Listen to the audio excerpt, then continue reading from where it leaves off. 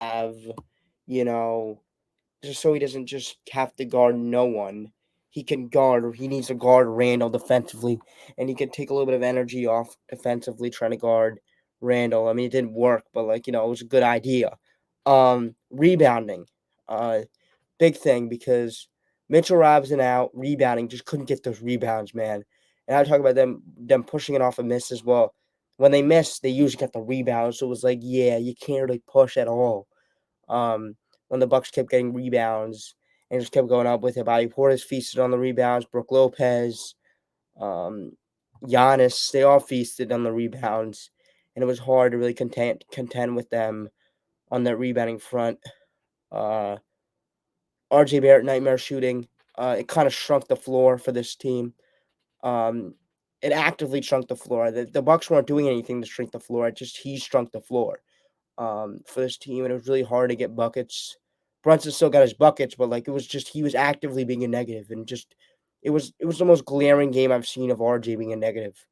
And it might not look of it I mean, it might, yeah, he had 5 points, travel like 5, 7 points, and terrible shooting, but it's even worse than that because he was actively shrinking the floor, actively making it harder on his teammates to get points.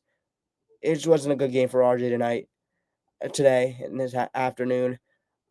Trading him, okay, but you just gotta give me a good off, right? Just don't trade RJ Barrett. What's the point? Trading RJ Barrett for DeJounte Murray. We're staying in the same place. I mean, man, just RJ right now is hard to defend, and I'm gonna see so much hate on RJ on my timeline, which is well deserved. I just don't like to see it. It's well deserved. He deserves all the hate that's gonna well, not excessive. You know what I mean? Play better, man. Like that stuff, but not not doing the other stuff which could get you in trouble, but just saying, hey, you can play way better. I don't like to see that, but man, he deserves that. He needs to play better. Hopefully, that'll make him play better. So just force him to playing better, and just the three ball didn't look as good as it looked in the start of the season. The floater just wasn't going in. Easy floaters just weren't going in. Um, just just shrinking the floor. He hit some threes in a minute.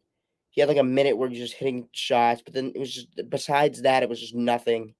Um, it kind of was sad to watch him play today as a big RJ defender, but I can't really defend him today. It was just terrible. Um, Giannis had 28, Chris Middleton had 20. There's somebody else who, if we can limit it, if the Knicks can limit him in the game on Christmas.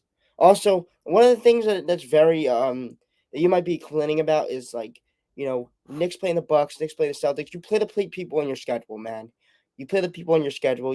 This game, I'd rather play them than play the Pistons and win by 20 because at least we're showing what our flaws are, so we can build on that. And we'll still make the playoffs, but it's just at least play these teams that are really, really freaking good, so we can actually learn from them. We're learning nothing from the Pistons from beating the Pistons by 30 points. We're learning nothing by beating the Hornets by 20 points. We're learning nothing by beating the Nets. We're not learning anything from those games. We're learning from games like this. We're learning what we're lacking. We're learning what we have. We're learning everything. We're learning who needs to show up. We're learning who needs to get moved. We're learning who needs to get benched. All those type of stuff is what we're learning in these type of games, other than just playing the Detroit Pistons winning by 30. Um, so that's just great. I mean, we're playing them again on Christmas, which if David can make himself a game plan defensively, he can look at the tape, which he's one of the best at doing that. So have a lot of these defensive guys, Hartenstein, just look at the tape, how to guard this pick and roll from Dame, how to guard Giannis. I know you won't stop him completely, but just learn it. Learn how to do it in the tape. You have 2 days to learn, or one day to learn, and then you shoot around and you get back to it. My bad. You get back to it. Um, Brooke Lopez 5, uh, Malik Beasley 19. Can I have that happen? Malik Beasley cannot have 19, and I think we learned that he can shoot. He could shoot the skin off the ball, and just Knicks do not know, and they still do not know, which kind of is just a coaching, kind of just a coaching like kind of coaching trouble right here with Just knowing that Malik Beasley can shoot, but we're still not closing out to him. It just doesn't make any sense to me. Um, just a little bit of a gripe there on Malik Beasley getting 19 points. Damian had 19. Bobby Portis had 23 again. Why we need this is why we need a like Josh Hart guarding Bobby Portis just is gonna force so much help, and then also the Bucks have shooters. We right now we need a big boy off that bench. Not a big boy, but like you know what I mean, Isaiah Stewart. Like the Knicks should actually get Isaiah Stewart. Like I'm done with this. Yeah, I want to ask Pistons fans about Isaiah Stewart. I know they don't have great things to say, but at least he's a big guy who will at least stand and be kind of the same height as Portis, be kind of the same stature as Portis, and just be able to body him and be able to get under him. Right now, we got no one off the bench who could stop Bobby Portis. And it's stopping Bobby Portis. I mean, shout out Bobby Portis, great role player, but man, just having him dominate us and not having an answer for Bobby Portis kind of just something that is just awful. Andre Jackson, shout out UConn, just knows how to win. Just glue guy knows how to win. Pat Connaughton, 8 points.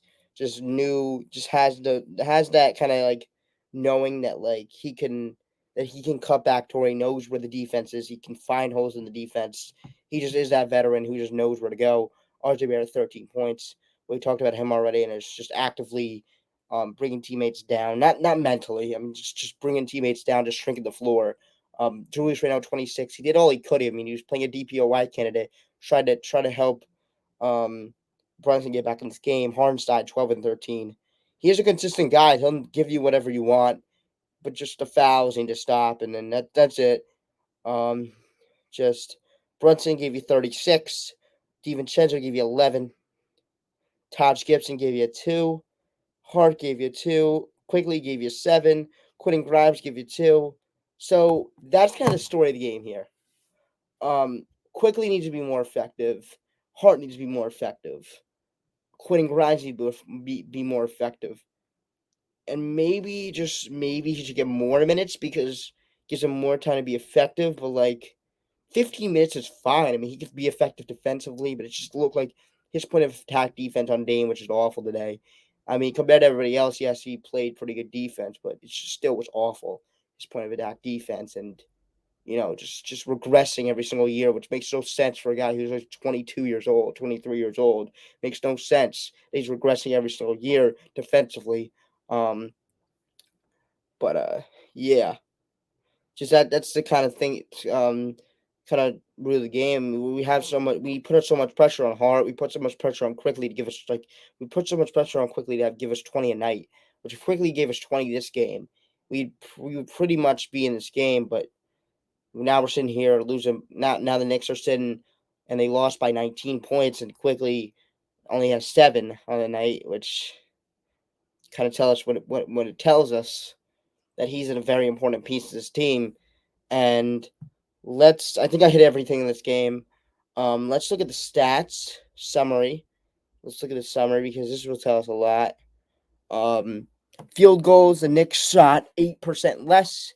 3-pointers, the Knicks shot 20% less. The Milwaukee Bucks shot 16 for 32 from 3. The Knicks shot their free throws way better than they did, which, I mean, Giannis. Milwaukee shared the ball. Total rebounds, they won the total rebound battle by 12. Fast break points, they won that, which didn't even seem like they won that. Blocks, same. Defensive rebounds, they won that by 11. Offensive rebounds, they won that by 1. Points off turnovers, they won that by 6. So it's just stuff you need to clean up. And I have trust that Thibodeau will clean that up. Just defensively, just defending the 3 ball. That's just the biggest thing here. Just defend the 3 ball and just rebound. And that's stuff that we can really fix. Defending the 3 ball, rebounding. Just need to have like a film on how do we cover this Dame pick and roll. How do we not run drop? How do we run something else but drop? How do we switch? And if we switch Taj Gibson, do we blitz? And then do we scram switch? And then some just stuff like that. You just need to learn and on the fly as you look at the film. But yeah, that's it.